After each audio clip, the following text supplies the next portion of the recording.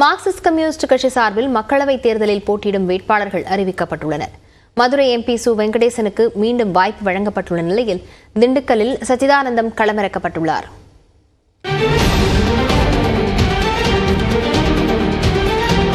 திமுக தலைமையிலான கூட்டணியில் அங்கம் வகிக்கும் மார்க்சிஸ்ட் கம்யூனிஸ்ட் கட்சிக்கு மக்களவைத் தேர்தலில் மதுரை, திண்டுக்கல் ஆகிய 2 தொகுதிகள் ஒதுக்கப்பட்டுள்ளன. இந்த 2 தொகுதிகளுக்கும் வேட்பாளர்களை தேர்வு செய்வதற்காக சென்னை தியாகராய நகரில் உள்ள கட்சியின் மாநில தலைமை அலுவலகத்தில் ஆலோசனை கூட்டம் நடைபெற்றது. இதில் மாநில செயலாளர் பாலகிருஷ்ணன், கட்சியின் அரசியல் குழு உறுப்பினர் G. ராமகிருஷ்ணன் மற்றும் மாநில குழு உறுப்பினர்கள் பங்கேற்றனர்.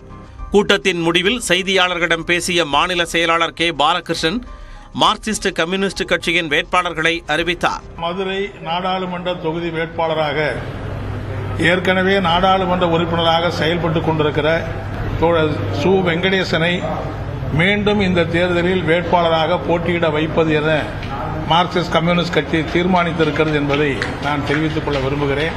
அதே மாதிரி திண்டுக்கல் நாடாளுமன்ற தொகுதியில் தோழர் சச்சிதானந்தம் அவர்களை வேட்பாளராக இந்த முறை நியமிப்பது என்று எங்களுடைய கட்சி மாநில குழு தீர்மானித்திருக்கிறது என்பதை நான் தெரிவித்துக் கொள்ள விரும்புகிறேன். தனது 55வது வயதில் அடியெடுத்து வைக்கும் மதுரை MP சு வெங்கடேசனுக்கு அவரது பிறந்தநாள் பரிசாக மீண்டும் மதுரை தொகுதி கிடைத்துள்ளது.